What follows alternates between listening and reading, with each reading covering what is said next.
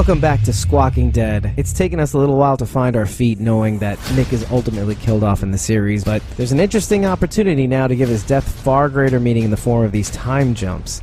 Even in the present, it definitely lends an opportunity for Morgan to bond with our group in a way they might not have been able to had Nick remained alive. And it definitely adds a tremendous amount of weight to what we eventually find out is the fall of the baseball stadium they've been living out of in the past. Where in the first few episodes of this season there seemed to be little to no connection between the group's past and present, we're now starting to see connective tissue that helps us to better understand why they're in this cagey, zero fucks left to give state. And they are presenting in the most heartbreaking way. It's as if they're in the most personal of hells. I mean, Luciana is challenged yet again with a Nick that would rather stick together and hunker down with his family than run away with her. Strand is choosing to sacrifice his bug-out plan to give his family an extra day's provisions. And Alicia, knowing full well that she's capable of surviving out there in the wild, is in lockstep with her mother and even convinces Naomi to find a purpose within the stadium walls rather than readily give up and allow her to move on. And yet, knowing that giving in to their old habits might have been the best thing to do at the time is the ultimate of mindfucks. So, whenever my mind takes too many dead ends, I simply have to take the easy way out and turn it over to the relish on my weenies, the maple syrup on my cattle pie, and the bluebonnet on my resting place, Carol. I'm glad you just didn't compare me to the cat food patty. Well, no, you're the maple syrup. I'm the maple syrup, okay. On my cattle patty. Okay, alright, I'll take that. I was a little afraid, okay, just full disclosure, I was a little afraid. And this is why I put it first, of saying of the relish on my weenies thing. Because to distract from everything else. You know, we're almost 40, but we have minds of 14-year-olds. I know. So, yeah, so I just kind of like rushed through it. So I'm like, all right, I hope she doesn't notice this. I'm super mature. She's the diced pickles on my sausage casing. Super mature. We're really mature. We're almost 40. Who's we? I wrote this. I know you did. You take all the credit, but I encourage it. Yeah. It's not like as if you're sending me a messenger saying like, hey, listen, passive aggressively. Yeah, exactly. Could you not do these sexual things in the interest? I'm like, what sexual things? I'm like, it's funny. It's a joke. Oh, that. Yeah. Oh, whoa. Yeah. I don't know if that's gonna go over well. It's called humor, folks. It's funny. Yeah. Just tap in. Tap in. Sense of humor. Don't use the word tap. Oh, yeah. Let me pull up my notes. No pun intended. Yeah. So like I was saying, I'm turning this over to you. So give me your impressions. Give me your feelings right off the bat. Well, I like the fact how we're kind of just keeping the pace on this. You know, we're continuing where we left off in the last episode, and I like how we keep going with these flashbacks to kind of understand how we got to where we are. Like, we still have a lot of holes that we need to figure out, obviously. But I like the fact that we were getting everything through the eyes of these kind of video testimonies, if you will. Yeah, in a way, right. Yeah, from each of these, not all the characters, obviously, but from Strand, from Luciana, from Alicia, just in terms of their individual experiences and just the events leading up to, like you said, we assume like the fall of the stadium. I mean, it seems like that is what happened. And we're getting closer to understanding when exactly that happened, how that happened, what were the circumstances and the particulars to what happened. It's interesting to just understand where they were leading up to that. I'm very curious. I'm all in. I think the twist at the end with Naomi, Laura, Naomi/Laura, whoever she is, the connection to John Dory, I thought that was really cool and interesting, and I'm excited to see that backstory. But yeah, I thought it was good. It definitely had me riveted. I thought there was some really cool Walker scenes. The water park landscape, I thought was great. I thought that was really fun background that I don't think we've really seen before. And it was like an amusement park of terrors, kind of, sort of, you know what I mean? For some people, I think a water park is already filled with frights. Yeah, for me. Bacteria or whatever. Yeah, no, for me. Like those tubes. Oh, yeah. I get claustrophobic. No, I won't go on them. Oh, wow. I love this. See, I love this stuff. I love amusement park rides. I love water parks. I love amusement parks, but water parks, I can go on certain rides. Those tubes, I get freaked out. Oh, man. Yeah. I can see why you'd say that. I mean, imagine for a sec that you're not going down them fast enough. Right. It's like, guys, hello? Guys, hello? Oh, no, I'm getting nervous just even thinking about that. No. Yeah. Have you ever heard of anybody getting stuck in one of those things? That ever? Simpsons episode, remember? Oh, Homer God. got But we're not, I know. It's a cartoon, but again, we're mature, or I'm mature, but Sure we are. Yeah. Oh, man. But yeah, I see what you mean. I feel like slowly we're starting to see the differences in color. Okay, so I mentioned... I like that. I do like the fact that they're using the different tones. I noticed that also just in terms of with the now, you have this sort of grayish, sort of bleak, sort of kind of tones with only maybe certain pops of color with the blue bonnet flowers, basically. That just kind of punctuates it. And then when we go back to the before, it's almost kind of like a yellow tint, sort like of. A warmer. Right. But what I'm noticing now in this episode is that the scenes from the past are getting a little less warmer. Yeah, that's good. That's I don't know about the point. No, that's a good point. Now the present, actually, when we flash to the present, so far that's all been in the dark. Yes. Yeah. So I don't have a sense of color right now, and I think that maybe it may have been purposeful. Like that whole episode being done in the dark in the present may indicate like a mournful, like night has fallen sort of feeling. Along with the fact that it just happens to be nighttime. Yeah. I mean, we start out with viewing things in the past through Althea's lens, taking down Walker Ennis, covering Nick up, and all that stuff. Actually, a very interesting scene that I hadn't noticed before. For some reason, Luciana actually she was the Nick one out. Yeah, she was the one who basically put him down. Yeah, before he could turn. Yeah, but other than that, these were retrospective shots. When we're actually in the present, we're actually in the dark, in the van or out of the van, but it's at nighttime. So I just thought that was very interesting. Not only was the color washed out in the last episode in the present, but now we're in a setting where, in a sense, there's an absence of color. Yes. You know what I mean? There's this nighttime, so we're relying on the cones, not the rods, in the eyeball. Yes. Anyway, but the past sequences now it's starting to get a little less warm in color. Yeah, I see your point. As the episode goes on. So I love what they're doing here. They're paying really close attention to cinematic detail and storyline detail. I think so too, and even in terms of the opening, because obviously, from my perspective, I went into it with a certain expectation because I was not a diehard Fear watcher. When the season started, I was already kind of preparing myself for the intro and the music from what I knew of Fear. And I feel like pressing a sample button right now and just playing it right now. Like that. Very Nine Inch Nails kind of, like that sort of, Yeah. But it's completely different. And the fact that every beginning scene is in reference to what happens in the episode, I thought was very interesting. Yeah, definitely. I noticed, like, with this episode, I was already kind of waiting for it. So I was trying to kind of see, like, oh, what is it? And then I kind of noticed, like, because at first I thought, like, oh, what's wrong with my connection or whatever? And I was like, oh, no. It's my cable. It's my cable company's connection. Yeah. And then I was like, oh, no, because it's all videotape, because this is all kind of like a retrospective from the video testimonies. I was like, okay, all right, I get it. Yeah. And also it's in it's not in letterbox. It's in pan and scan mode, so it's in 4:3 rather than than widescreen too. So did you notice that? Yeah. It took me a little bit. I was like, what's? And I was like, yeah, okay, I see what you're doing. We're watching this from a little television. Oh, I just sounded like Jeff Goldblum there. We're watching. I love Jeff Goldblum. Yeah, it's awesome. So yes. You do a pretty good job. Don't worry, we got more to come. More to come. God, I hope not. Sorry, guys. Well of knowledge here. Yeah. Well of yes. Yeah. Yes. all the attention to detail when it comes to cinematography, all the weaving in of plot points, and I feel like they must have had to really think on their feet when it came to Frank Delane, the guy who plays Nick. Yeah, right. So it may have given them like an opportunity to do some crazier things with the story, but think of all the detail. I feel like the showrunners, the writers, they're really giving you value when it comes to watching the show. The intros, the colors, the characters, weaving in this story with the series regulars. It's not as if they're absconding or trying to take away from the series regulars. which could have been like an opportunity to do that. You know how sometimes some shows go a little stale.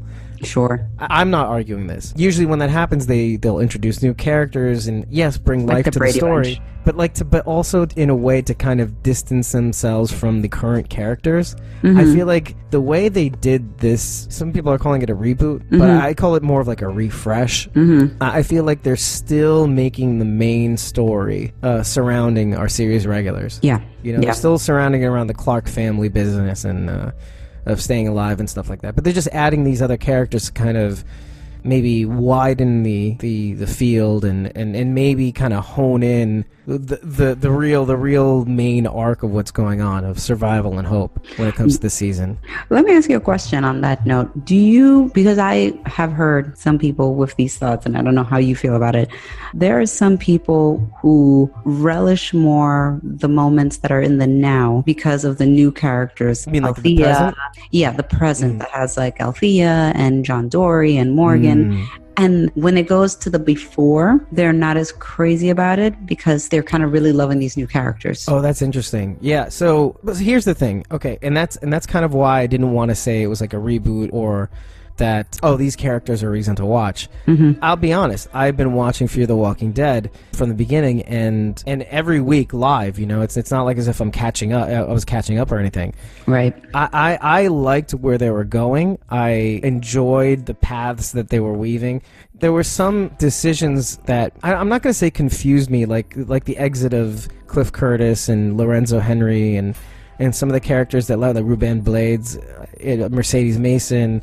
Just the way these characters have exited, it wasn't as if they confused me or anything like that. Because look, we're no strangers to people on the initial getting killed off and stuff like that.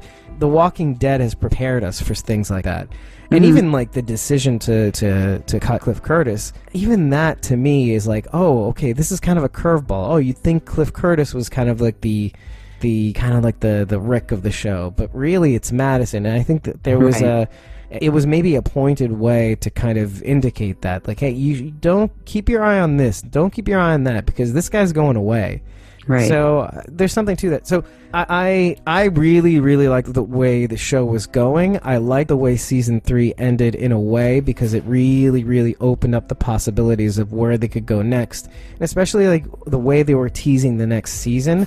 And we still haven't seen some of those scenes. Right. Basically, the scenes immediately after the dam exploded, where Madison kind of washes up to this, I think this is like Mexican town. So just the fact that you add these new characters, really, it draws your eyes away from what had happened from that time on. Right. And so, but in a way that kind of breathes a little bit of life into, and maybe even makes those past sequences a little bit more, I'd say, more important. Like, okay, this is the flash in the pan stuff, the present, like all these new characters.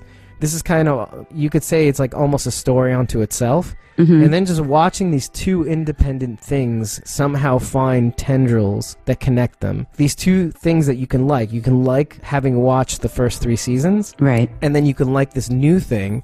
And then now watch these two things suddenly find a way to connect with each other. Like, as I'm saying this, by the way, I'm like interlocking my fingers together, expecting you all to know what I'm doing. Like, I'm giving you the visual here. I'm giving you the visual, yes. And that's kind of cool. Like the washed out blue combining with the warm past and stuff like that. I really liked the past characters. So yeah. So it's kind of like that. I could see why people would say that, of course. As I'm trolling Instagram and trying to read all the comments, comment after comment is all about, oh, I stopped watching midway into the first season. No, for sure. I see it all the time. It's a lot. It's been a real shot in the arm, for the show, these new characters. It's really incited a lot of energy and a lot of renewed interest. Yeah. And it kind of shocks me a little bit, to know that how widespread that was. Yeah, but you know what the thing is? It's what I've always said. It's the characters on Walking Dead are caricatures. And I feel these new additions are kind of caricatures in and of themselves. You have like a cowboy gunslinger. Oh, was it the Karate Man? The way Morgan was called. Yeah. And, you know, I still say that Althea looks like, you know, Tracer from the game Overwatch. You know, I mean, it's just... There we go. Their characters are very, very distinctive. Very, very distinctive characters. They stand out, right. They stand out. It does definitely incite some interest. Like, oh, I wonder what his deal is. Yeah. I think what drew me to Fear originally was the idea of family. Like, having this family stick together, even if it was like somewhat of a broken one. Yeah. Yeah. No, it's definitely an interesting take on it. Like a kind of, you know, because I always say that, you know, people love to talk with Walking Dead and criticize when characters do things like Eugene and say like, oh no, that's, you know, he's such a coward or whatever. Like, let's be honest, most of us in reality would be Eugene. Right, exactly. Very, very few of us would be Daryl. Like, that's just the reality of the situation. But with a show like Fear, following around this family, it's a lot more relatable to what would a family, how do they get by? How do they survive? Right. But then finding out that this family is not so normal. So normal, yeah. You know, the mother has an interesting past. Like the daughter is rebelling, and the son is an addict. Yeah, right. Who seems to use these powers in the apocalypse to an interesting degree. Right. Yeah, and then all these other characters like Victor Strand, like that guy. It's funny, like how the family is seemingly the most normal, and then all these outside characters, like even Ruben Blades. Oh, he was a ex-military. Yeah, he was. Yeah. And whoa, so crazy, awesome. And then, you know, we have Strand, the con man. So I think maybe that was done purposefully. It's not as if Fear is agnostic in the cartoony character kind of thing, but it's the family itself doesn't have those characteristics. Right. You know what I mean? How maybe everybody else in this world is cartoony except for these people. Right. It's kind of like they're the normal ones, sort of. Not. Sort of. But sort of. Maybe. It's maybe kind of the reason why a lot of people watch reality television. Like, oh, they're normal, kind of, sort of. No, I watch reality. I watch reality TV because it makes me feel light years better about my life. I was going to say, wow. I was going to say it for you, just to kind of, but you feel good about yourself. Like, oh, no, I admit it. No, I admit it. It makes me feel great about myself. I'm like, whoa, I have my shit together, clearly. Your bar is really low. That's fine. That's okay. Goodness sake. Yeah, I just, you know, I came from watching my reality TV to, you know, signing on to this podcast. So, you know, it's all about being a well-rounded individual. It's quite the jump. Well-rounded. That's what I am. Oh man. That's what I call my body shape. It's well-rounded. Oh. Self-deprecating. I could be worse. Yeah. The addition of these new characters definitely generating buzz. It's generating buzz, it's generating interest. But the whole show, it's very much a different take. I mean, they definitely did a bit of an overhaul. You know, the theme, the beginning, the merging of these kind of two separate character groups. So it's definitely a new take, but I'm enjoying it. You know, I don't know how much Morgan, Naomi/Laura, and Madison play. I'm still not fully sure where they fit into the tapestry of all this. Oh, I'm seeing Morgan fit in quite well. Yeah. I think what's really interesting is the way I'm already seeing utility in the Morgan character. He is sort of starting to kind of merge into their group. He, as much as he was fighting it, when he kind of stays behind with John Dory. Yeah. It's so subtle. It's not like a beat you over the head sort of thing, but it's almost like he's been kind of lulled into this subtle friendship without even knowing it. Yeah, he's being tricked into it. Yeah, like, I mean, it's so subtle. Like, I mean, he's been fighting it since the first moment he met this guy and came across his group, and now he's offering to stay behind and, you know, keep him company. You know what's really odd? It's as if John Dory is... It's almost like the Dr. Jekyll and Mr. Hyde of Morgan. Like John Dory is this manifestation of... You think? Well, I mean, I don't really know, but it feels as though this is pure Morgan. This is what Morgan is when things are peachy keen. You know, and right with the world. It's the Morgan we would know had things not gone bad.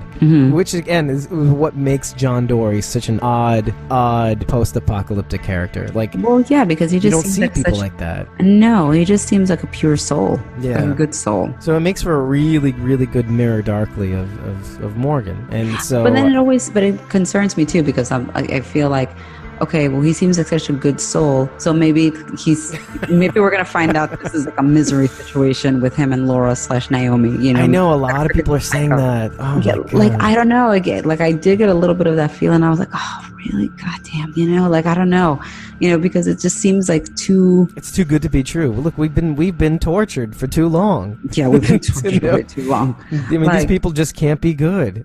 Can't be good. It's impossible. It's like, oh God, you know, something's got to be up. It's the same reason why I think that Madison can't be dead, because it's too easy. It's too easy. Well, it's not that it's too easy. It's just that it makes too much sense. Like, oh, of course she's dead. Duh. Right. Yeah, and I think you're right. I think the part of me thinks that there's got to be more to it. Yeah, it can't be that easy. I mean, it can't be that conclusion, because it's something that all the evidence you're presenting to me right now means that she's gone from Nick wanting to murder Ennis. You know, why would he want to do that? You know, right. It's too easy. You're right. And even Naomi is after, and you're seeing bits of that in like sneak peeks. Is that after everything she's been through? I mean, whether that's real or manufactured, and that's another thing. So yeah, a lot of people are saying that about John Dory, about it could be like he's kind of a psychopath. He's kind of obsessing over her. But I mean, you could say the same things maybe about Laura / Naomi. Is first of all the two names right off the bat, right? Right. And then second of all, there are just some odd things like in the episode, like how she knows so much about the Land Rover. Right. And then all of a sudden like waves it off. Yeah. Yep. Like, I don't know that much. No. And then even her story, something about the way the group meets up with Naomi. Yeah. Just the way she acts. It's not as much the cagey squirreliness of her, but the I don't know where I came from kind of thing. It's do you know what I mean? Yeah. Like even if you've been through a lot, and even if you've moved on from so many places, Jenna Elfman ain't no spring chicken. No. You know. You knew where you grew up. You knew where you were when the apocalypse hit. She's withholding information. She's withholding. Yeah, and that's what concerns me the most. As much as you could say John Dory is this or that. Okay, take for example this, and I did write this down, is that it's more than just that. She's been with the group for 3 weeks, you know, while the vultures have been hanging around, and she still hasn't said much about where she's come from. Yeah. 3 weeks living with no TV. I mean, not many books. You know what I mean? Yeah. You're around these people for like an extended period of time, and they're all in your face, and all you've got to do is to hang around them, and you don't tell them anything about your past at all. It's bizarre. So, I mean, you'd figure something would come out, and like especially something about where you've come from. Yeah. More than anything else. Bless the Clarks' hearts, you know, for not pushing her. Got it. No problem. I get that. I accept that.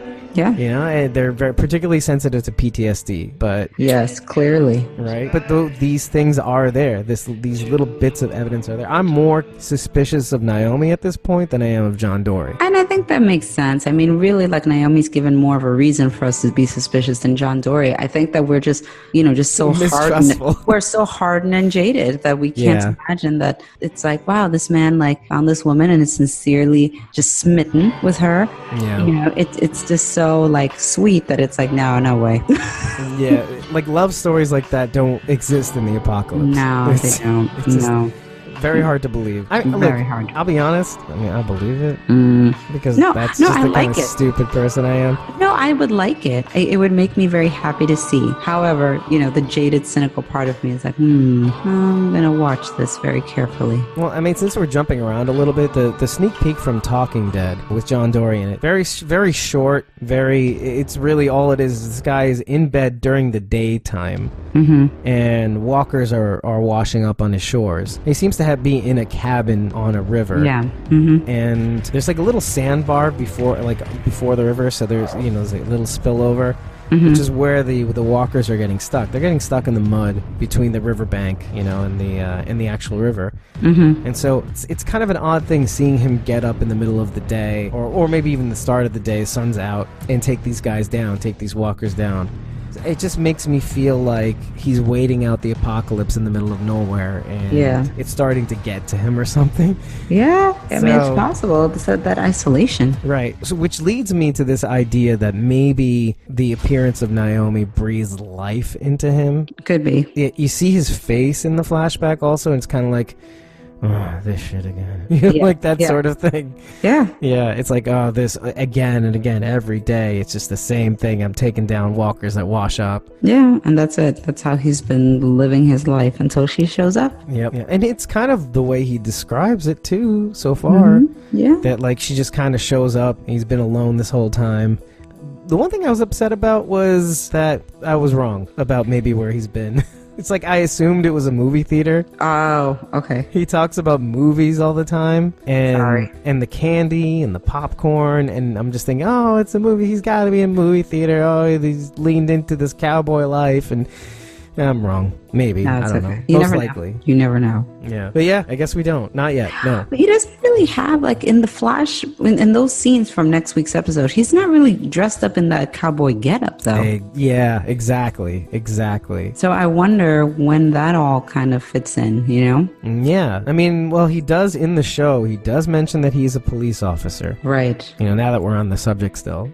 Mm-hmm. So, yes. Yeah, and he was talking about a buddy on the force and how he ran into a bit of bad luck. The guy was a heavy drinker. Right. And then this bit of bad luck basically got him to stop for a little while. And the idea of that story being like good or bad, we kind of always return to our nature, you know? Right, yeah. Mm-hmm. So it could be a thing that happens that makes you change, but then eventually you kind of go back to your old habits. But then it could be something bad that happens that makes you, like Nick, want to kill Ennis, and then...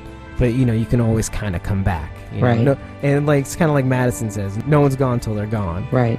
You may get set back and you may have an attitude adjustment, but then you'll find your way back. You'll find your way back, yeah. Yeah. So it's kind of like Jenna Elfman said on our Twitter responses. She's like, yeah, just wait and see. I fangirled major. I was a little overwhelmed.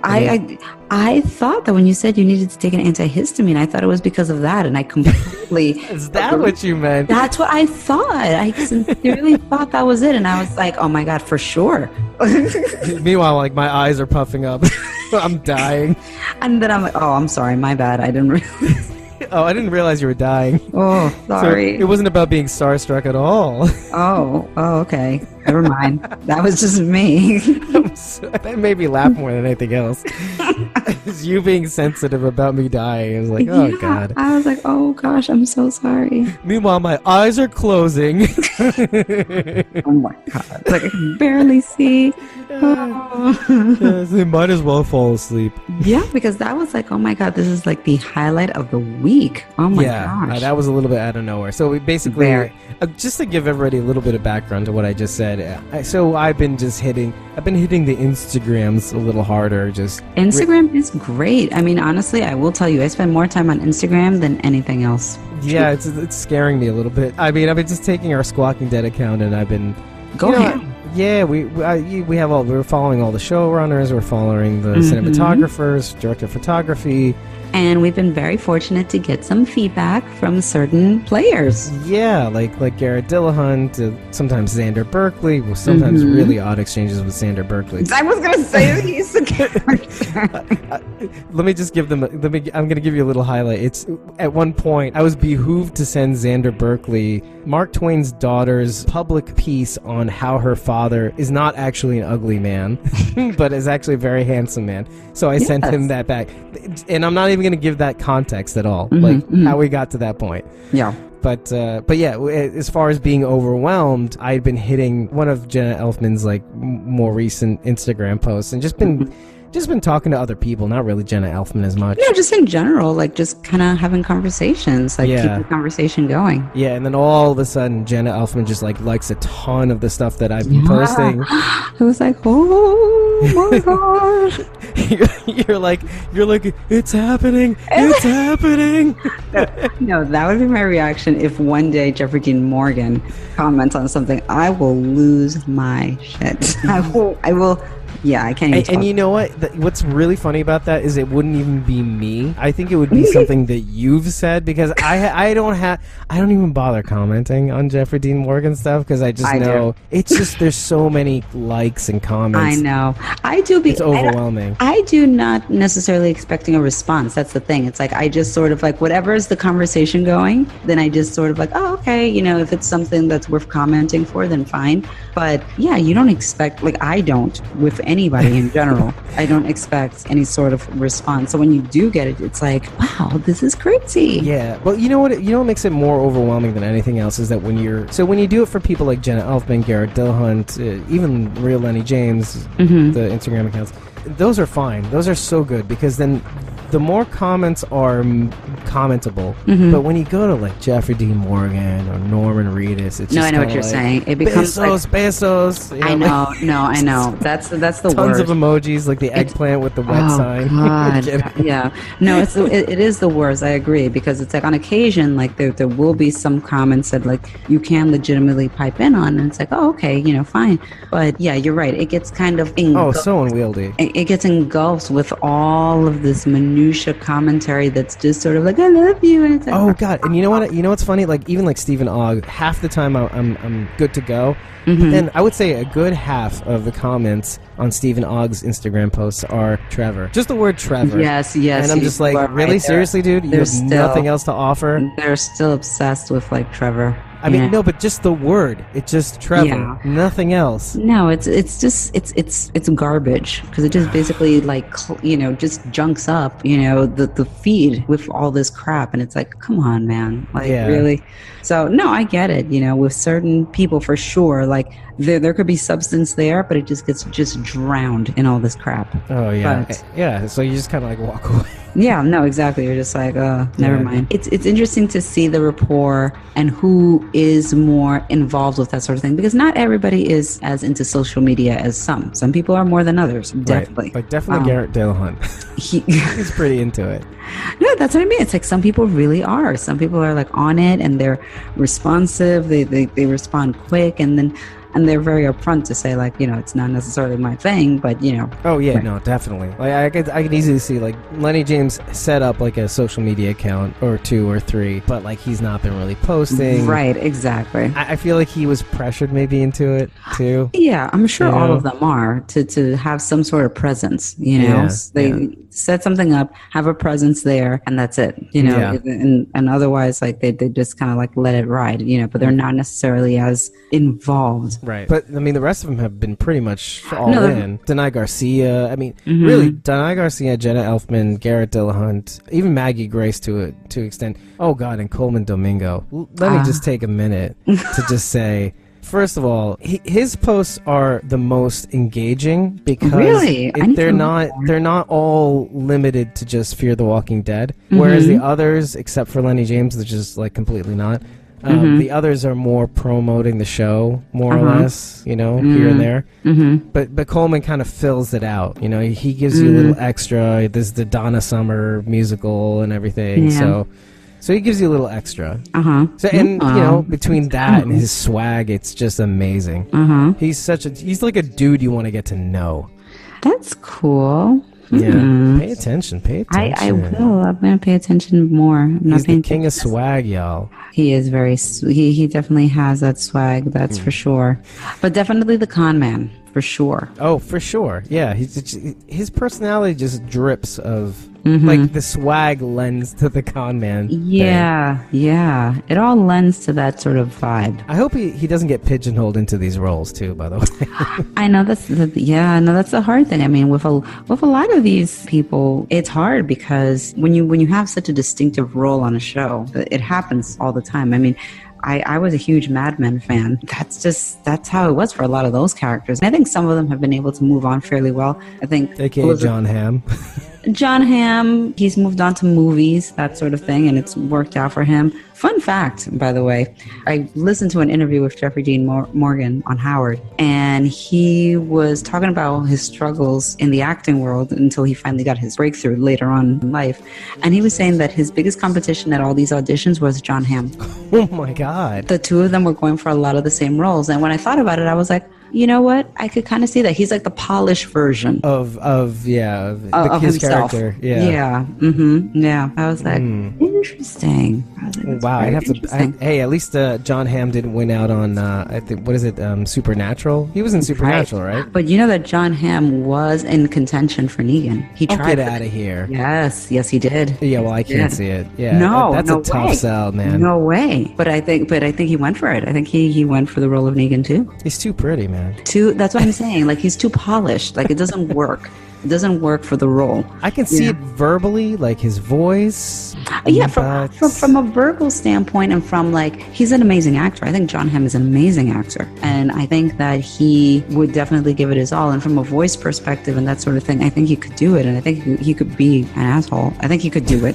You know, like, no, I mean, I'm serious. Like, I think he could, but he doesn't have the formidable presence. I just wouldn't have bought it. It would have been a hard sell. There's a bit of like down in the dirt feeling to Jeffrey Dean Morgan. Like I said, it's like John Hamm is like the more polished version, you know. He's clean cut. He doesn't have any tattoos. Him as Don Draper makes sense. I couldn't see Jeffrey Dean Morgan as Don Draper. That would have been a tough sell. Yeah, what these actors must have to go through, knowing that, like, right? No, you can't play this part because you're too polished. You're too polished, man. You're too clean cut. It doesn't work for this. I'm sure he'll make it work. This is what it comes down to. I'm glad that Jeffrey Dean Morgan got to play Negan rather than John Hamm. Just because of that, sure. But let's say we mind erased and John Hamm actually took the part. I think he could do it. Had we not seen Jeffrey Dean Morgan's performance, I think he could do it. Yeah. Let's not limit John Hamm. No. But We're not limiting. He's done his share of movies, you know, so he's good.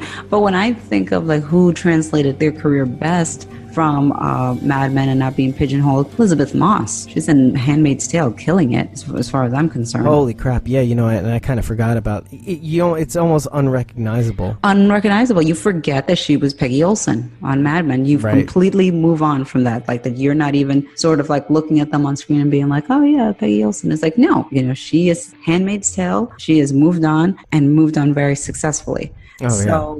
You know, you hope that you can do that, but not everybody can. That's for sure.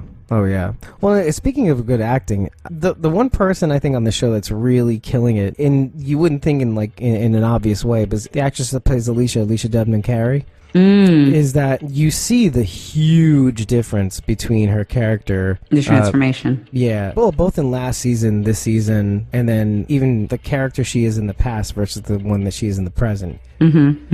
Her dead eyes on Althea is something I noted several times. When she's in the present scenes, you know, just looking at Althea, answering her questions, but answering in a way very deadpan. Looking at her in a way that's almost surly, almost in some subtle but menacing way, with contempt. Isn't that weird? I agree with that description. She is someone who obviously has been through some very traumatic things that we still don't know, obviously, about. And this is something that I mentioned, but I feel like I have to kind of hammer on a little bit more, is that the huge difference between Alicia in the past, Alicia that kind of rebelled.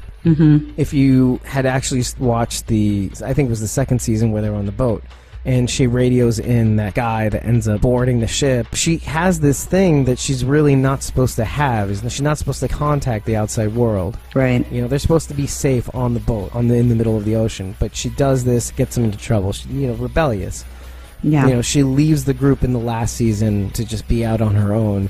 And that she ends up falling into things, and I guess eventually in the end she comes back to her family. But at the end of the day, she's never been in lockstep with her mom. And it's because of the things the mom has done. You know, and eventually you find out what Madison has done in the past and the things that she had to do to her husband, etc. All this stuff. And it changes their dynamic. But then you see them in the past in this season, and they're just in complete lockstep. They're just together. They're on the same page. Let's save the stadium. The stadium's where it's at. And then all of a sudden, like in the present, It's as if having had that lockstep and then something broke it, that to break that strong bond. Yeah. And this is the result, and it shows. She's really good at expressing herself. Just expressing her face alone, it's just dead eyes. Althea's even saying, like, guys, your brother just died. You don't have to go through this. Right. And, there may be something extra to this, as if maybe the group got together on this and said, hey, she's going to want our story. She's really into this idea. Let's milk it for all it's worth. You know, we can get her to do a whole bunch of things for us in the meantime. And I feel like that's the impression that I walk away with it by the end of this episode, is that they're giving her this story, they're giving her what she wants, and she's eating it up. Even though, like, she's trying to be the decent person and pushing him away, but I feel like, in a way, do you feel like maybe that they may have done this kind of on purpose, that they're taking advantage of her? Her hospitality, quote-unquote. The ability to get a safe ride everywhere. I mean, come on. I think they're being sincere in their story. Oh, sure. No, I believe that. And telling it to her. I think that they are using her for a safe ride. Definitely. I think that their intention was to get their truck from her, you know, over her dead body, or however they knew we were going to get it. Oh, I see. I think that was. I think that was the original intention when they were in the middle of the road and they come out to help them and they kind of ambush them. I think that they were possibly waiting to ambush somebody to get a ride in order for them to get to wherever it is that they need to get. When they saw the flag inside the SWAT car, that was sort of like, hey, you're with them. You need to take us to your people or whatever, which obviously they said, no, we're not with them. Right. We'll show you where we got it. So basically, what you're saying is that we're going back to the first episode. Their whole intention was to hijack this. We got to get this thing. Yeah. I think that they definitely, for me, the way I interpreted it was that I felt like their intention was always to hijack a car because they needed a car to get to point B, wherever it is that they were headed, clearly to wherever the vultures are. Right. That's what they're wherever they moved on to, it sounds like. Wherever they moved on to, that's where they're trying to go. But the flag just complicated things. The flag just complicated things because then they were like, wait a second, you know where you're in cahoots with these people, so you need to take us to where you got this. Right. And then by the time they sorted it out, it was already too late. They're kind of it's already too late. Having a dialogue. Yeah. Exactly. Yeah. I mean, I'm just thinking about the way that all shook out. Okay, they find the flag, they go on this, the car flips over. By the time... Went off the rails a little. Literally. I know, I thought about it. I'm like, ooh, literally. Yeah, and by the time they sort it out and they get the van out in order, Althea's given them a little too much for them to be able to resist, saying, okay, rather than go through the ordeal of having to take this thing by force, why don't we just take advantage of the information presented to kind of weave our way into this person who just can't resist a good story to tell them everything, Right. Like, what does it hurt us to let it out, right? So I'm wondering, so that's interesting. So I got a little bit more than I bargained for with that question. No, I see that. Yeah. So we do get Mel's story, what happened to them. Yes. That made he and his brother kind of be the way that they are. Well, we had Madison. Madison tried to kind of fill in the blanks and they had to correct her. Yeah, definitely. Oof. On their story, yeah. Yeah, and I think that makes it even more interesting because it's kind of the show making almost fun of itself. In a way. Yeah. In a way, yeah. Right, saying, Madison is the average watcher expecting the same old story to kind of, you're evil because of this. It was actually evil because of that. And it's like, no, actually, this is what happened. Yeah. And the reason why I even bring this up so randomly is because I want to kind of ask, do you think the vultures are even evil in a way? Because, I did bring this up in the first, the first time we see them, is that it seems to me that it's the path of least resistance in terms of, it's like the almost Gandhi version of being an evil person. You're weighed out these people and they're letting them pass in and out of the stadium, do what they need to do. It's not as if they're menacing or talking down to them. They're not yelling at them. They're just kind of just there. There's no violence. There's no guns that I've seen, by the way. Have you seen a single gun? That is true. I have not. Yeah. So everybody's making a lot of assumptions, right? Yeah. It all depends on what happened at the stadium. Exactly. Well, yeah, exactly. It's like what happened at the stadium, because right now they make it seem like that they just waited out. Personally, Yeah. I think that they do wait, but I think that they have their little trailer of walkers that they just unload into these places and let them do their bidding for them. You know, I would actually agree with you if not for the fact of this dialogue. And everything that they've evidenced seems that they're not so menacing. I mean, You know what he reminds me of? He reminds me of Garrett from Terminus. Oh yeah, you mentioned that, definitely. Yeah. Oh my God. Yeah. But you know what though? That That's the thing. What differentiates Mel from Garrett so far is there's no menacing, there's no captivity, there's no people eating. Yeah. So far. But it's kind of ominous, isn't it? Like just there, just that presence, just always just there. I will grant you that. Definitely the idea of, and it's almost kind of like, okay, what a stalker does. Yeah, in a way. Yeah, that creepy sort of stalkerish sort of like always just kind of there, just watching. Yeah. Or okay, and you must know this way more than I do. Is you having that guy friend that's just waiting for you to kind of. Am I wrong? Like that, just kind of like come around, waiting for that opportunity, just waiting for. Yeah. Oh yeah, no, One day she'll be my girlfriend. Oh, we females all know about one, at least one. There's always one. Yeah, and knowing full well that I've done this. I'm just saying this right now. Look, I am not immune from this. All my laundry is on the table waiting to be folded. Yep. Putting it out there. Yep. I'm glad you're honest. That's good. Yeah, you know, you gotta be. You gotta be honest. Yeah, sometimes. Yeah, and that's more of an annoyance, though. Yeah, but that's the vultures. Right there. That's right there. That's what they are. And what's interesting about that is that it really is kind of like that. The interactions between Madison and Mel, they're friendly. Mm-hmm. He offered her a weenie. He did. I bet he did. Just like that friend, right? Oh, God. Yeah. That's the thing, that Mel is just kind of ribbing her. He's saying, hey, listen, hey, you send them out, they may not come back.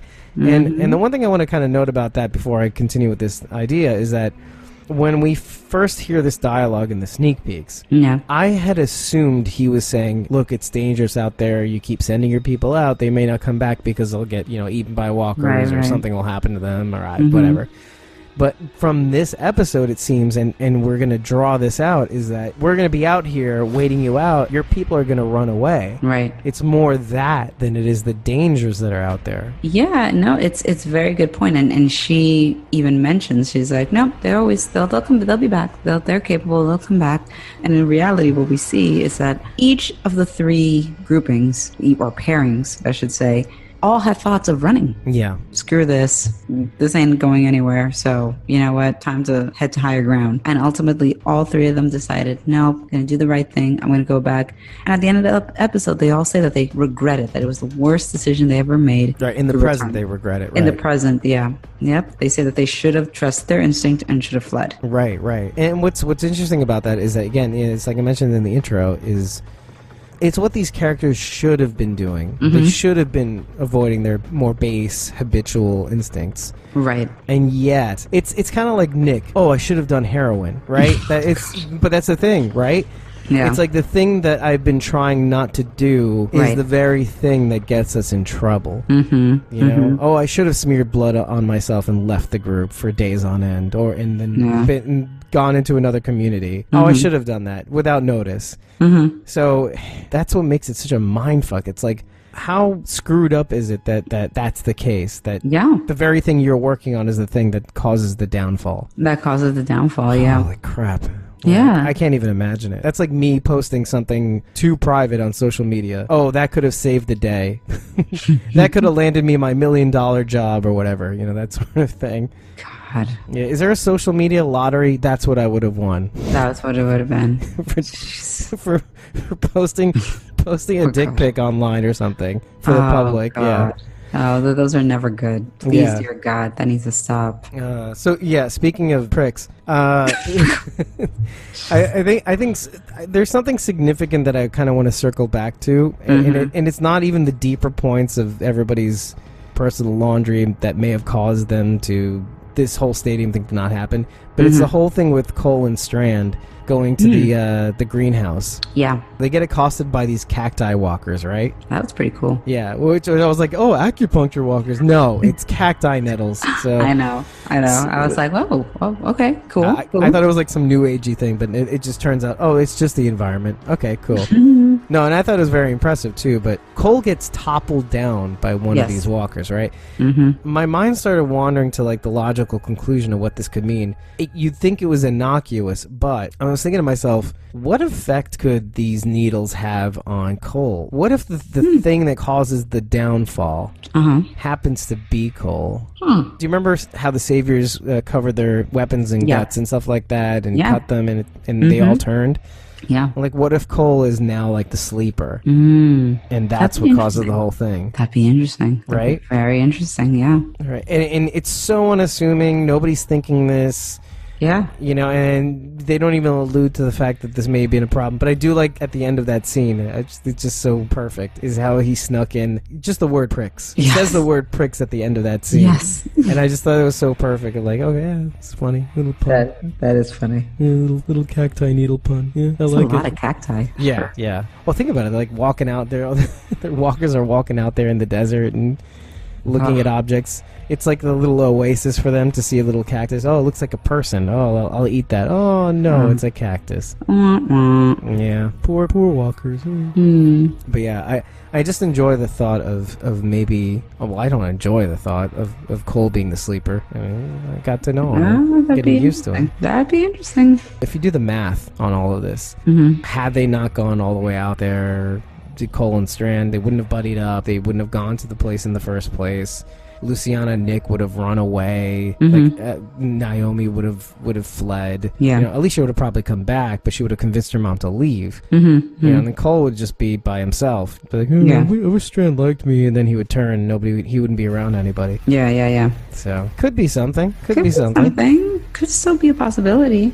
Yeah, but if they didn't stick around, they wouldn't meet John Dory. Hello. I know, and he's a major character. Yeah, no. The Morgan thing, Althea, I don't know. Yeah, heavy hitters. Yeah, I mean, they would have been better off probably, but still. If all the story does is somehow link John to Laura, that could be compelling on its own.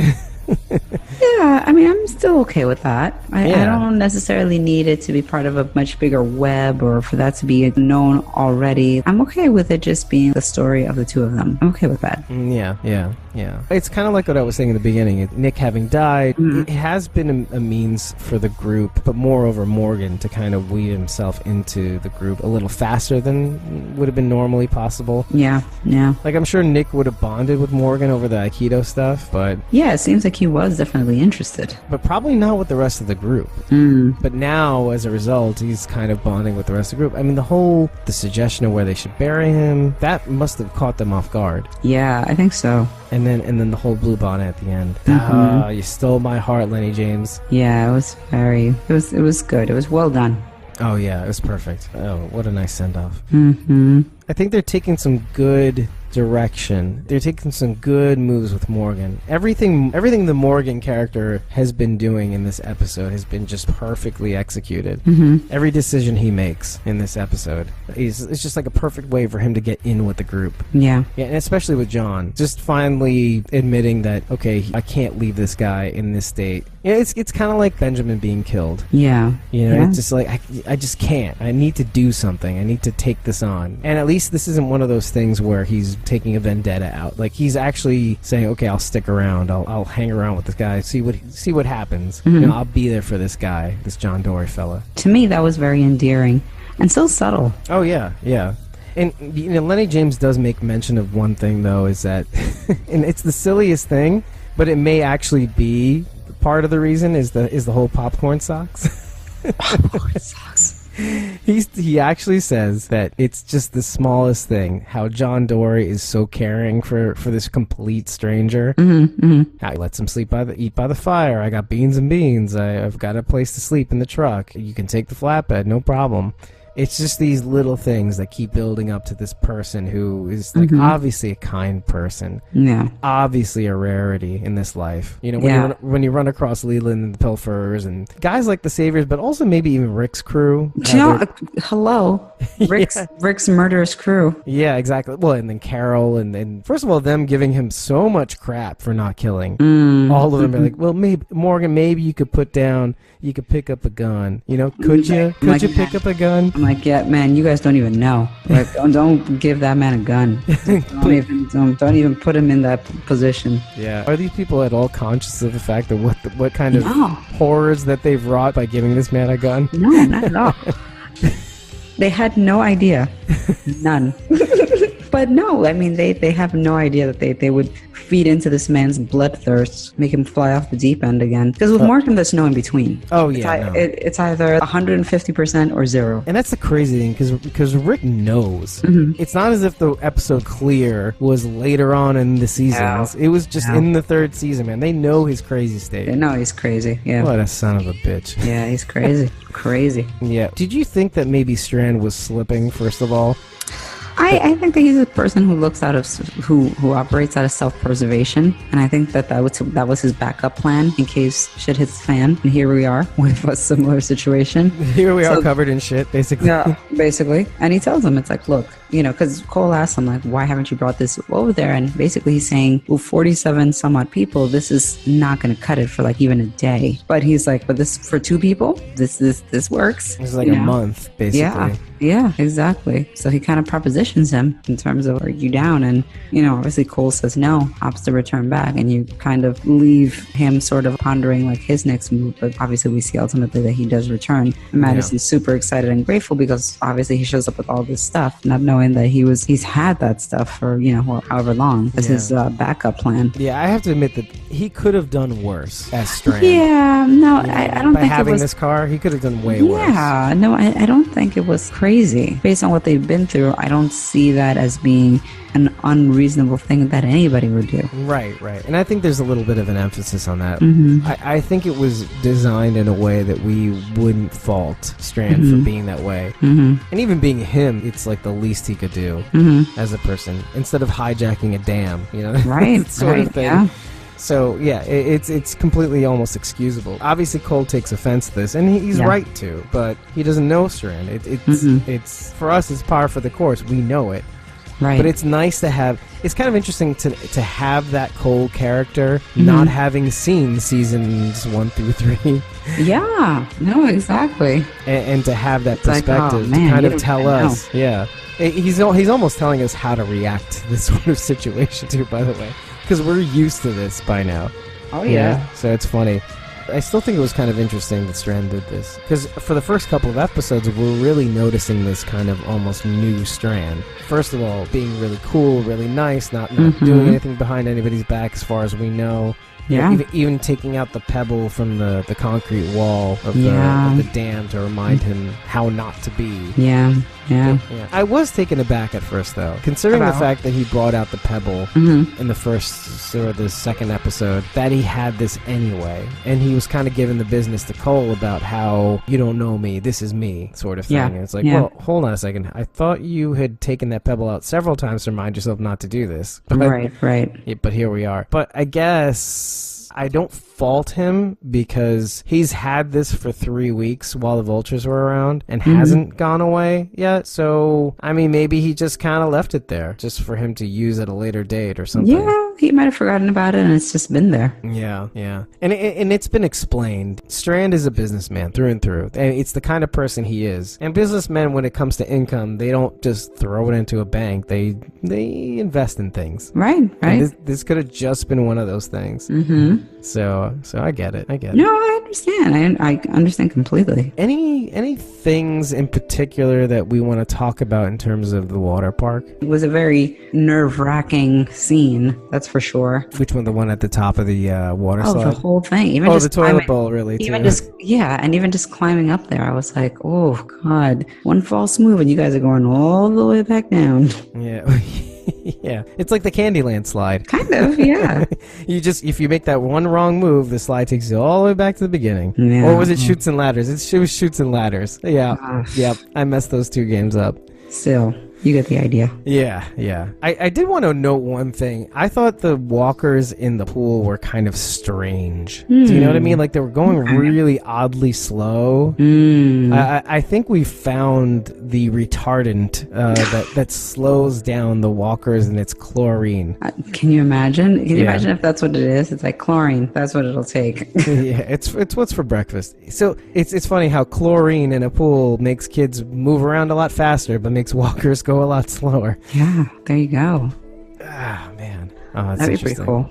That would be pretty cool. We've kind of stepped a far ways away from the whole, is there a cure? Is there whatever? Like, we kind of haven't really explored that possibility. Yeah. But the show hasn't, I should say. Yeah. Well, I don't think it's trying to be anything more than it is. Mm-hmm.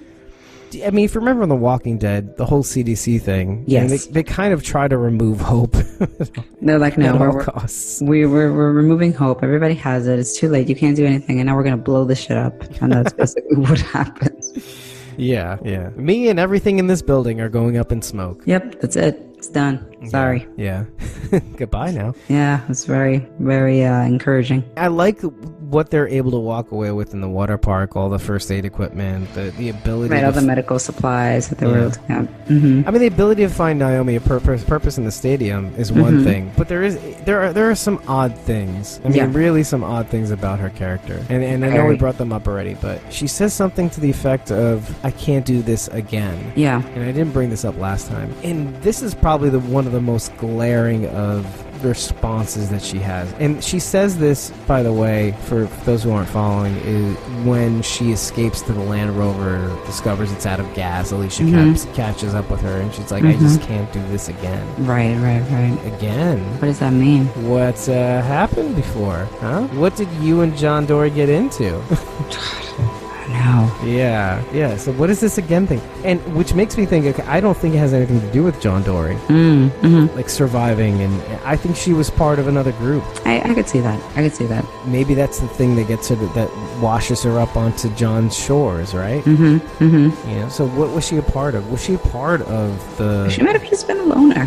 But what is this again thing like, though? Did she... what she went through again? Maybe. Well, then, yeah, you're right. Maybe she was part of a community that, the saviors came or the vultures. Oh, what? Oops, sorry.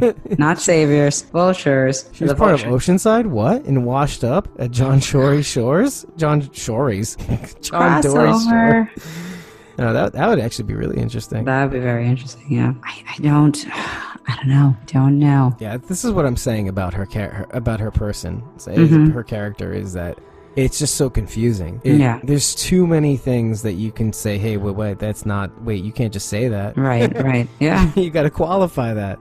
No, never mind. I don't want to talk about it. Well, what? Yeah, it's like, no, we're going to talk about this right now. Yeah, no. You and me, we got to hash this out. You turn the chair backwards. You say, let's rap. Come on. The more you know. The more you know.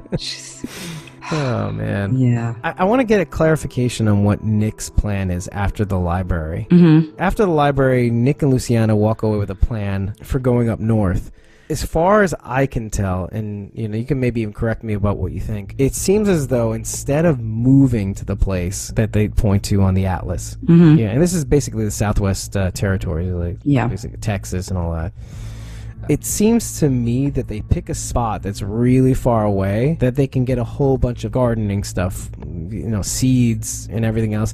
It seems to me that they're going to try to rebuild the stadium itself. At first, I thought what they were thinking was, okay, we're going to plant a bunch of stuff elsewhere, really far away, and then come back when the season is, they've grown, and then bring them back. That's an interesting theory. Yeah, but when after rewatching, I was like, oh wait, no, I think they mean to actually get like a whole bunch of seed and maybe plants and just bring them to the stadium and just replant them. I think they do want to emphasize making the stadium where it's at. Yeah. And maybe it's like, oh, we'll go to Kansas and get wheat, and then we'll go to Oklahoma and we'll get corn. You know what I mean? Like that. So like when they mean go far away, they mean really far away. Yeah. No, I agree. I agree with that. And then bring it here, that sort of thing. And we only have to go once, and then we're sustainable. So is that what you thought when you saw that, or? Yeah. I mean, I definitely had suspicions and feelings of that. It's definitely tricky, but I do feel like that was the intention. I think that was the point. I think originally when they had the atlas from Luciana's case, she wanted to just basically get the hell out of Dodge. That's book. Yeah, that was her intention. Very clearly her intention. And again, this kind of brings back the ideas of her leaving Nick in the third season. Just like, hey, look, the Colonia, you helped me leave that place. That place was fucked up. And look, this Broke Jaw Ranch, they're kind of racist, so I'm a go right now. Yeah. So she does the same thing. So she pressures Nick to leaving as well. And so we're kind of back to the same point again, where she's not really pressuring him too much, and it's not as if he doesn't want to leave either, but he kind of figures out a way to kind of stay. So, but again, we're revisiting these old habits. So yeah. But what's interesting about what Nick thinks of is that Luciana's completely on board. It's just like the other two, just like Alicia and Strand. It's not as if they're reluctantly agreeing. No, they're fully in it. What makes their downfall so apropos, not only are they in full agreement, is as if it's almost as if they're latching onto the stadium for dear life. Like, hey, this is the means for which I change my character. This is the means of which I maintain. Strand even says it outright. It's like, I wanted to be a better person. Yeah, that he was does say it. That was it. That was it. That's all it was. And that was taken away from them. Yeah. I feel like as though Nick's plan, the overall plan of taking the really, really long road trip for the purposes of bringing back seed and plants and all that stuff, I feel like that may have been the plan. Okay. All four of them drove out to get the stuff, and then they come back. Yeah. And then they see the stadium is completely empty or something. See, like, now the only thing about that is, okay, I can see maybe Madison has disappeared. So how do they determine that Naomi is dead? Yeah. They haven't said that Madison is dead, but they have said that she gone, she dead. I guess I don't know. That's a tough one. I mean, really don't know. We don't. Let's be honest. We don't know. No. So we're all just trying to speculate. Piece this stuff together just based on what we kind of sort of know. Because then again, the one thing that bugs me about not as much the rest of them, but Alicia, is how cold she's able to rattle out that Laura/Naomi is dead. Yeah. Like, hey, this is what's happening, move on. And even Strand does the same sort of thing. Oh, it's kind of funny how your love story got screwed. Yeah. Like, oh, you finally found your love and it just happens to be a shitstorm. This is what you have to deal with now. Yeah, they're a little bitter. Yeah. But I did write something down, and it's that I wonder what their angle is by telling him this way. Or maybe if Naomi isn't really dead, but maybe they get this gunslinger as a kind of like a warrior on their side. I wonder if that might have been intentional. Could be. Like, if we tell them that Naomi died, or maybe that Naomi is Laura, maybe it's not. Who knows? It obviously looks like that from the flashbacks, but what if they just tell her that she died? And then they have one more person to help out, get revenge. Yeah, I'd say it's possible. Yeah. I mean, have they seen his talents, by the way? That's a very good question. Yeah. I'm just trying to think back to the last episode. Have they seen him, like, use the guns and everything like that? I don't know if they did, though. Not like in this season. No, not like in the last episode. I don't know. No, I guess not. That's okay. I'm all right with the substance. Yeah. I could see that. Oh, yeah, and one more thing. When Madison's actually talking with Mel, something that I thought should happen, actually did happen, and that was she does offer the Vultures a place in the stadium. I had a feeling that, okay, look, Madison's been this open kind of person. She's been flexible. Yeah. She's been, open to good things happening in the future for her and her family, etc. It's like, why wouldn't that good vibe spill over to the Vultures? She's got to ask them. She's got to make it a point to ask them to join up. It's just going to severely backfire. Oh yeah. Well, I mean, and they don't even agree. It's like, hey, this is our way of life. It goes on to telling them the story too. Yeah. I'm just glad that happened too. Madison can't just say no for the sake of saying no without offering a spot. Right. It seems like that's where she's at in life. So I was kind of pleased with that. At the end of the day, when they close it with the video interview saying I should have ran away. I should have escaped. Each one of them. Mm-hmm. Yeah, it was the worst day of our lives. You know, like how eventually that's what caused the stadium to fall. Right, I'm like, hey, I want to see what exactly happened. Yeah, exactly. Aren't you like teased to death right now? And I think that's what Althea is going through, by the way, after getting this massive story. 45 pages worth. Of story. How can you not be hooked as a truth seeker that Althea is? Yeah. It's the perfect manipulation. It's like, oh, we've got her. Hook, line, and sinker. She's going to drive us everywhere. Hey, you know, Uber, can you take me here? Oh, wow. Is this Uber XL? So that's very interesting. Yeah. So yeah, and even after finding out, and like she's obviously feels betrayed when they finally take her to the spot where Nick is being buried, air quotes, and then finds out this is like a weapons cache. Yeah, It's just that even despite that fact, she cannot help herself from like trying to find out more about this story because it's just so much. There's just so much to look at here. Yeah. I think the best thing that we can do right now is wait and watch, because we're right at the cusp of finding out what's going on. And I think the worst part about that is we know full well they're going to go into a John Dory flashback. Yep. And that's the biggest. Oh, and I hope it's not like a full episode too, because I think it is. Damn it. I think it will be. Personally. Yeah. But, you know, I hope in the process of maybe picking that apart, we get to find out what Naomi's really like. But somehow I don't think that's going to happen. We're not going to know everything, because I think we're going to get a version of Naomi/Laura that I don't think even the group was able to see. True. That is true. Yeah. This is my prediction. Personality disorder, completely. But hence the different names. These are characters she's playing. Well, what if she's kind of like a mini vulture, if you really think about it? The vultures sit outside and wait for people to kind of give up or die or whatever it is, right? What if Naomi's like a mini vulture? What if she becomes whoever she... like a chameleon, really? What if she becomes this character to do whatever she needs to do to survive? It's something to really think about. You become the helpless girl with John Dory, and then you become this frightened squirrel in front of this group, this helpless person. I don't know. Carol was able to do that for years. Exactly, but this person does it way better.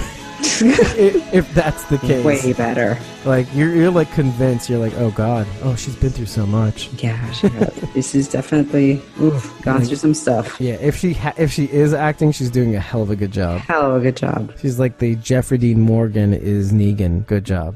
Yeah. Okay. Yeah. As opposed to John Hamm, which is the Carol performance. There you go. Freaking John Hamm. Bringing it back. So we're really excited for the next episode, as you can tell. We're just it's like we're about to put relish on our wieners, and we just can't. We don't have it. We need to get that episode. Yeah, we do. You're welcome, internet. I actually have one side little tidbit. You do? I do. It's related. Gimme, I want. It's related to Walking Dead. Oh, really? Okay. So filming has started on season 9. That's right. So, I think we're a couple weeks in, actually. Yeah. So there have been a few little tidbits, and there's something about the setting that I am hoping is what will translate to what my wish is. So apparently there's been a lot of filming at the Georgia State Capitol, something like that. So it's a cityscape landscape, which is obviously different from the whole being in the woods thing that we've been in the woods seems like 50 years. Like we've just been in the woods. Season 1. Yeah, what amounts to like 2 months. No, I'm kidding. It's actually only been 2 months. My hope, because obviously this all is taking place in Virginia, story purposes. And I say this because it's not a spoiler. It was just a scene in the comic that was kind of cool, that I'm hopeful that that's what they might do, where they kind of go on a run in DC proper, shoot up Walker congressmen and all this kind of stuff. Oh my God. Wow. Dude, if that happens, I will lose my mind, because that would be so fucking cool. So cool. Yeah, it's so George Romero. It's like, oh my gosh. Yes. They'll do like a faux Feinstein and a faux McCain or something. Yeah, I mean, these guys, like, if they knew what was good for them and they're running for re-election and they're trying to get votes, volunteer your ass to that. Like, like real politicians volunteering to be walkers. Well, there are people who would love to be walkers on the show. They're like, yeah, put me in the getup, put me in the makeup. Yeah, make me up. I would, you know what I would say? I mean, like, some of these guys don't need that much work. I mean, no. I mean, Mitch McConnell doesn't need much. No, he could just show up as himself. Just show up at himself. Yeah, just dirty him up a little bit. Now, do I just show up? What do I do? Oh, you just get hit in the head with somebody, just somebody will smack you. Just walk around. That's fine. You're good. That's fine. You're good. Exactly. But I'm hopeful that the filming in the Georgia State Capitol, that's why. So, because that would be a really cool way to start off the season. Yeah, I mean, they're always trying to look out for different ways to kind of present walkers. So this is definitely one of them. That would definitely be one of them. And it would be different because we've just been conditioned to like, okay, we're in the woods. Okay, we're still in the woods. So it would be jarring. We're in a factory. We're in the woods. The clips that I saw, because obviously I troll, harken back to season 1 when you have Rick on the horse on the highway entering the city, like that kind of stuff. I'm like, yeah, let's go back to that. I want a little bit of that. I think what's really interesting about that is that not only it does invoke feelings of season 1. Mm-hmm. But it also invokes feelings of Rick the sheriff, right? Yeah, no, absolutely. Something that's been severely lacking in several seasons. Yeah, very much. Mm-hmm. What didn't Morales call him? Officer friendly. Officer friendly. Yep. Officer friendly with a stick, with a mace. God. Oh, jeez. That's so funny. I'm glad we closed that chapter on Morales. That's done. Yeah. No, but I'm glad we brought that back because we need to explain how the feelings that this brings up in us. Mm-hmm. Yeah. So that's my little tidbit of information. I am hopeful that means we're going to see some Walker congressmen. It's my hope. Yeah. If they really want to be as apolitical as possible, they could do the George Romero thing and be more hokey and be hokey about it. Yeah, and make it be like former presidents, like a Walker Obama and a Walker George W. Bush or something. It doesn't have to be specific, man. Just like I think it does. Really? You're like no. I need to distinguish who it is. Yeah. Oh, that one looks like Elvis. No, that one looks like Obama. Oh my God, can you imagine? Yeah.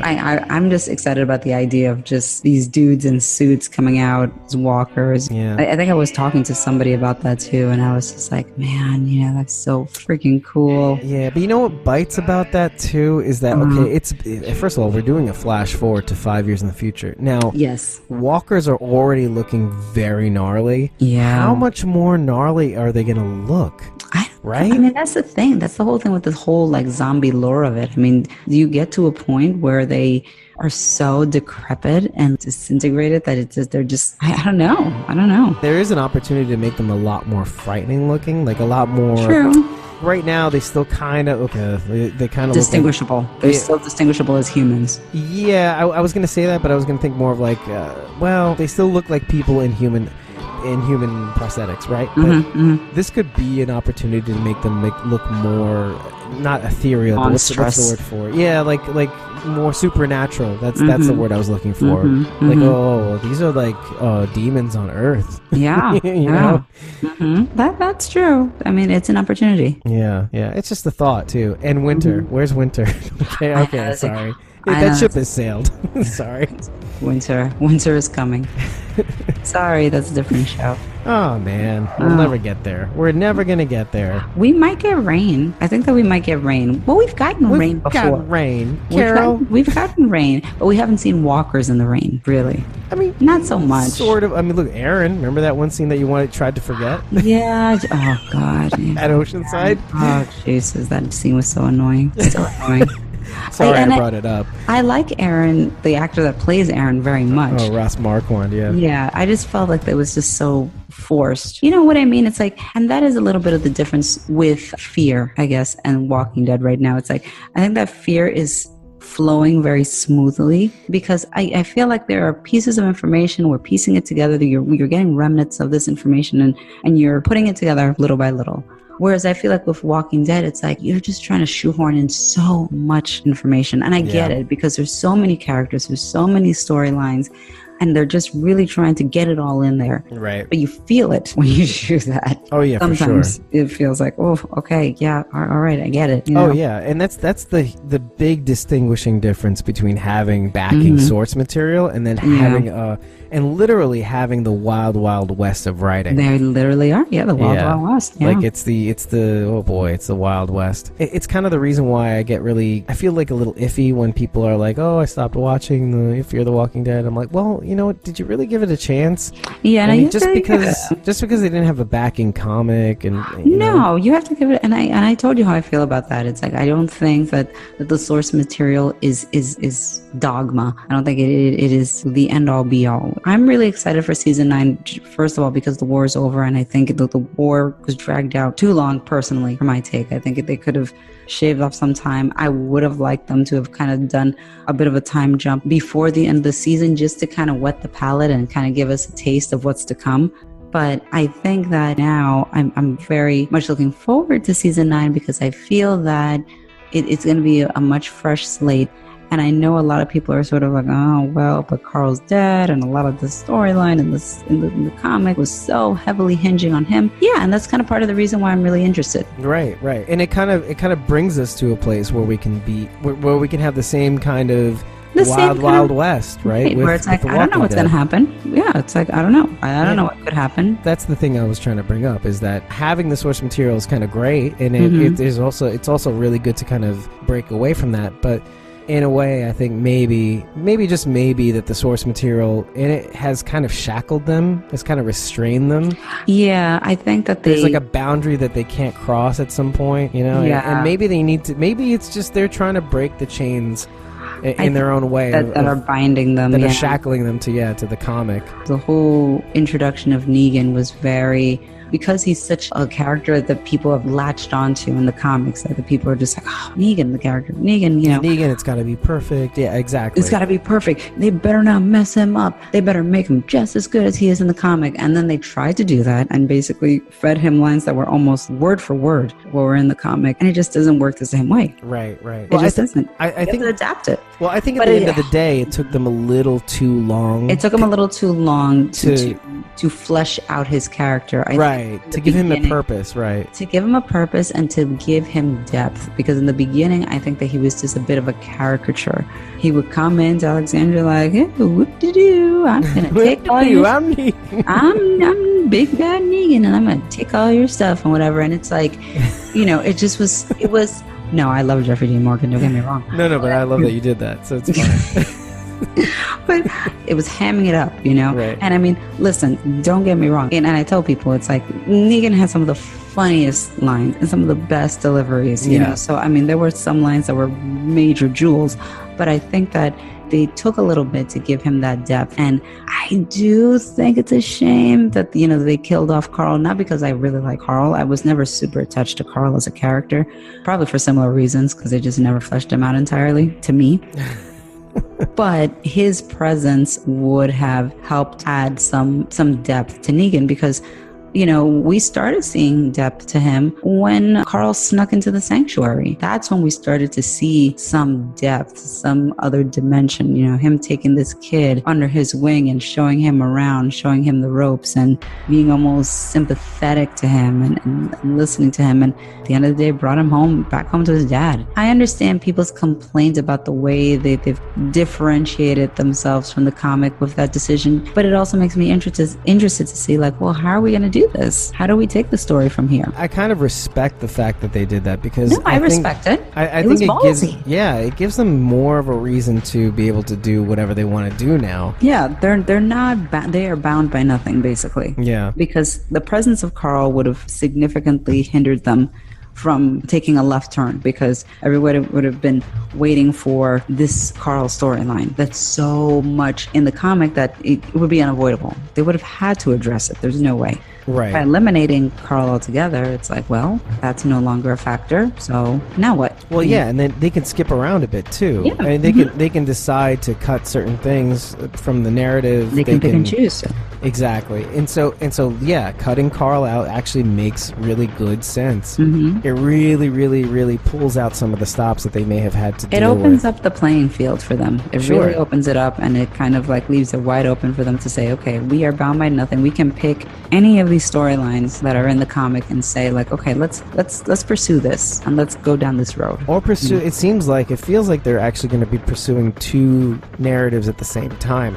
Yes. From what I'm hearing, from what I'm seeing, rather, Right. It seems as though they may be pursuing what's I guess called as the Commonwealth thing. Yes. As well as Georgie. the Whispers thing. Yeah. So I think they may find a reason to combine these two storylines where they can interweave them together. Interweave them together, yeah. So, yeah. Which I'm looking forward to it. There's been all sorts of speculation on who would be the head of the Whispers Alpha. Now, yes. Yeah. there is a lot of, is it a new person altogether? Right. Is it somebody we already know from Walking Dead or Fear? Right. You know, somebody who's already in the Walking Dead universe.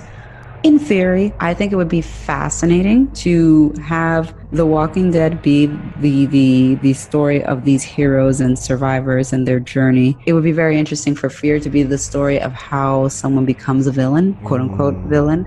It would be it's an interesting concept. Especially because, not to give too much away, but the head of the Whispers, a little tribunal, is a woman named Alpha, a very formidable, tall, kind of like statured man that goes by Beta, and her daughter. Oh, I see. Which is why a lot of people say, could that be Madison, Alicia, and Strand, potentially? But... Farts. It's an interesting concept. The only fault with that concept, the minute you converge these two worlds In that way, one of those worlds you'll have to eliminate. Once they meet, Oh, that would that's be it. epic, though. That would be pretty epic. Who knows? I don't know what their master plan is. Maybe it is part of their master plan. Who even knows? But that's my theory on it. And the reason why I say that also would be kind of interesting is because thinking about the vultures, who's to say that they don't join them, bend them to their will or whatever, especially because the Whisperers are not all that different from the vultures. They basically are a group that roams the land and wanders from place to place, scavenging and taking what they need and living among the dead. And they basically skin walkers and use them as masks to just basically be able to blend in with them. But they don't have any particular home. They wander from location to location as they need, taking what they need. Right. I mean, it's really not all that far off. It would be a mightier crossover than Avengers Infinity War, I venture to say. No, it's not. No, that's... It would be like a bigger... It would be bigger than Civil War. How about that? It would be bigger than Definitely. Civil War. Same idea, much more cast. Yes, So- there you go. But yeah, it would be these clashing of these two titans. Literally, these whole big stories independently run, and then you can have like a mini series. When they converge. Right. Yeah. Wow, we could be witnessing the beginning of the end of both series. Kirkman and Gimple always like to talk as if they have this bigger plan. You know, they have like this bigger picture and whatever. But who knows? And Gimple is involved too. He is. In No, both. he is. Sorry, both shows. And both shows, yeah. He's now oversees this universe. So. As is Nicotero too. I'm not sure how much Kirkman is involved in Fear the Walking Dead. With Walking Dead, definitely. I don't know really with Fear, but Gimple and Greg Nicotero for both, for sure. Yeah, and Gimple, even if on the minor end of things, because it looks like Chambliss and was it Goldberg? I can't remember who the other guy is. They seem to be doing some really hell of a good writing. So Definitely. I do sense that there is a bit of guidance from Gimple. So yeah, that's a pretty solid theory. I think if that's where this is going to go. If that's where it's going, I would say that's super impressive. Super depressing in a way, though. I have to admit, like in a sort of way. Because it's the beginning of the end. Yeah, the beginning of the end. Having this hopeful family, having to descend to that kind of that kind of level. Yeah, I mean, it would be a shame to see that morph, but it would be very epic to see, like, this is where these people started and this is where they ended up. It would be interesting. It would be an epic venture for them to try and do. Right. Whether or not that's going to happen, I have no idea. Oh, God, and to even see how they would begin to How execute that would those even- kinds yeah. of characters. Yeah. Translating their comic character into... into screen character. That's tough. Like, how do you take somebody that's called Alpha, Beta, seriously, right? Mm-hmm. Isn't that interesting? I mean, they're very formidable in the comic, and it's this they're a savage group. Yeah, it sounds like. They're a pretty savage group. It would be interesting to see these characters who went from, like, being cookie dough to, like, just... They're definitely not cookie dough. They definitely aren't cookie dough anymore, but, I mean, this is on another... Yeah, this is a whole other level. This is like crack pie. It's like... Yeah. I mean, ugh. Yeah. Yeah. Who knows? Well, I mean, apparently these whispers, they basically don't hesitate when it comes to killing too, though, right? Yeah. So that's the other thing. That's more what I'm kind of like referring to. What, in terms of the descending to a certain level? My concern so much is even with the killing, which obviously is a... Oh, really? I see where you stand. As a person. As a person.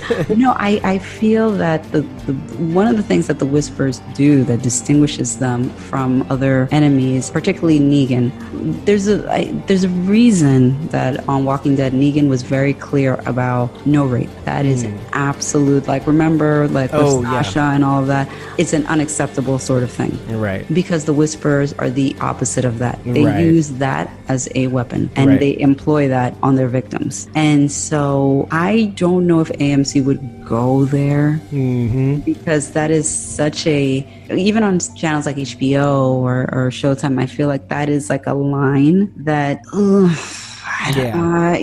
maybe they could do the same thing they did with Negan, where like they imply he has concubines. It's implied, but it's never necessary. Or courtesans, or whatever he wants to call them. But right. And then maybe they imply they have one dramatic scene, and then maybe like one dramatic scene, but still not necessarily showing as much. Yeah, I mean, maybe, but that is the thing that always makes me feel like, well, gosh, how are we going to do this? Oh, they'll do it. But I mean, if they are going to go that route, I feel like they're going to go there. Yeah.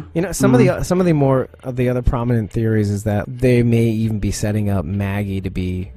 That would be very interesting. Yeah. That would be. There's a lot of possibilities. I've heard Carol, Jadis. Really? Matt. Yeah. Jadis I can sort of see, but not Carol. I couldn't see Carol, but I think that they just kind of throw her out there just because of the fact that she is such a ruthless character, and she has a tendency to wander off.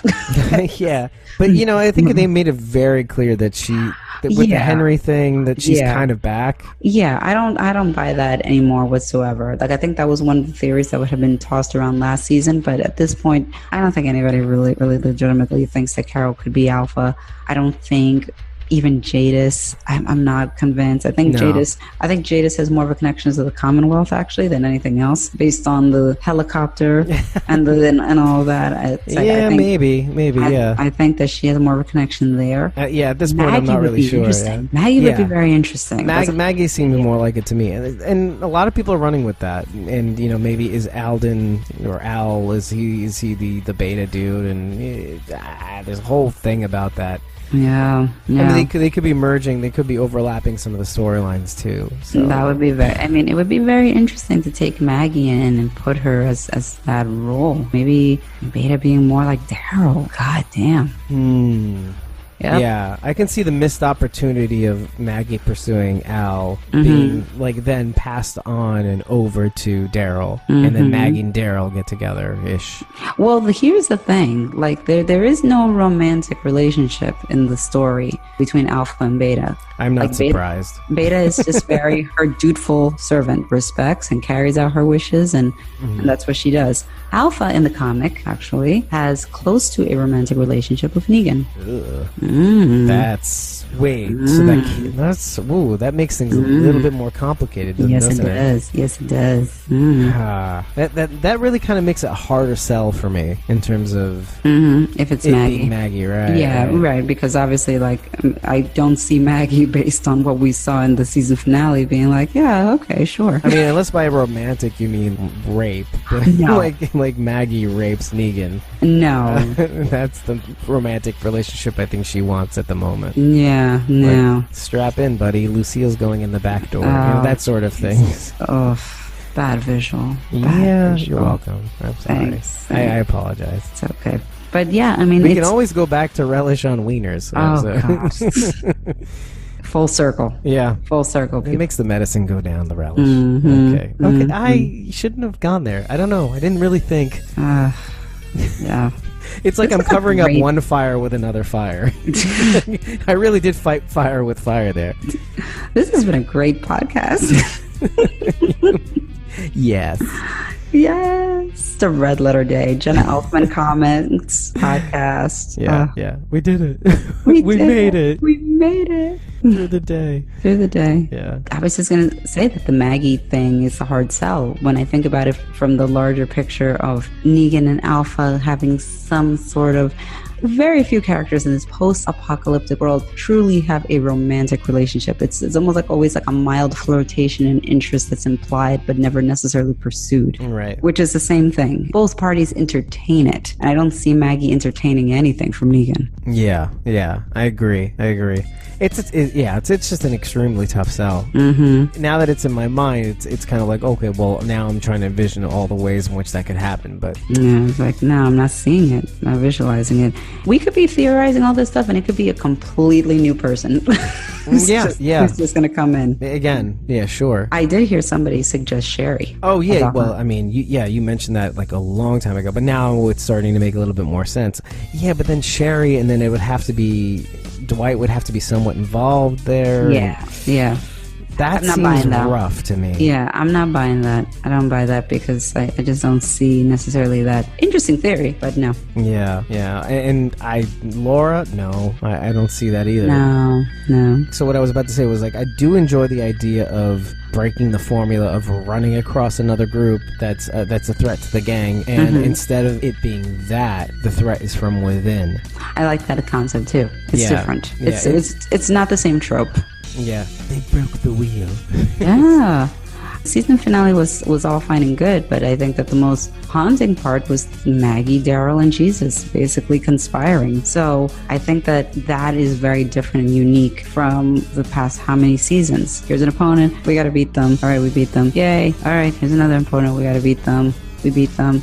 Yay. It's like, no, what about if it's your own people that you trust in that now are basically conspiring against you? Yeah, and especially if they're going to world. Yeah, exactly. And you know, especially if they mix this in with another storyline like the Commonwealth or, you know, with the Georgie people and stuff like that. I mean, maybe it's a conflict that they have momentarily and they band together in light of a larger threat. Who knows? Yeah, well, it could be like one of those things where they try to have this thing with the Commonwealth and then the Whispers keep thwarting them or whatever as they try to make more progress. And so maybe it's even up in the air who they are until several episodes in or a couple episodes in, and you don't know. Yeah. It kind of allows the narrative to, especially with this huge time jump that supposedly happens, it allows the kind of Maggie's original treachery to kind of take its logical conclusion. Right. To see how deep and how far it's gone without actually seeing it at first. Yeah. Or actually knowing it's them at first. Yeah. So I don't know how they're going to paint and weave that storyline too. If it is in fact going to be Maggie, have some sort of involvement from Maggie. So... wow. It's fun to think about. At the end of the day, it's going to come down to how they present it. Yep.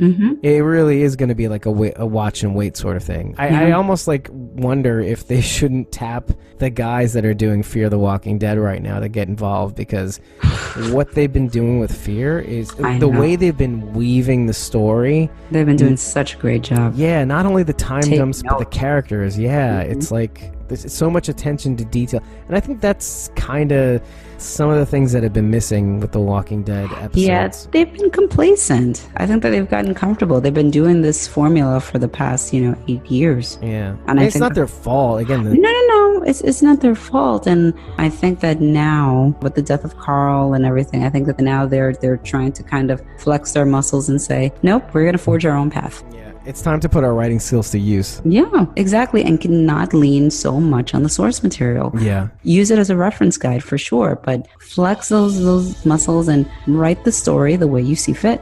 Yeah, write it the way you would write it had you not seen it, had you not known about it. Yeah. Oh yeah, we've read this comic book. Okay, here's what we're gonna do.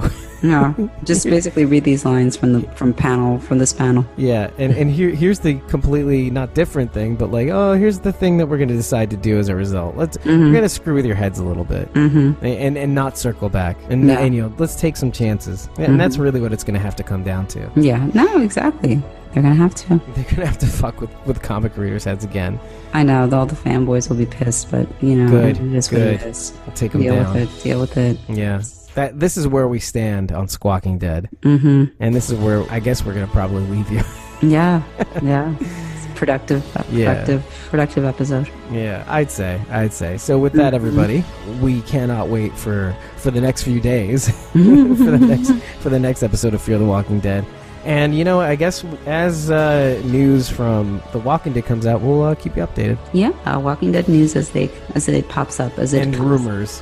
Rumors, theories. Maybe visuals, but we'll see. Maybe visuals, yeah, exactly. There have been some images. Yep. Little crew cut from Rick, looking a little older. Yeah, future Rick.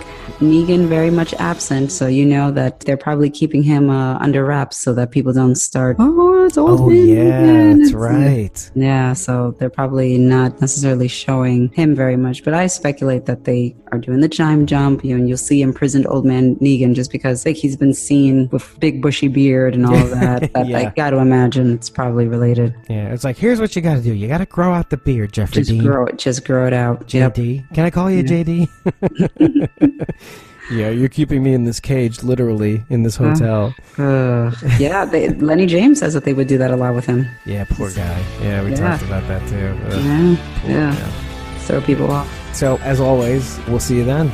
See you next time.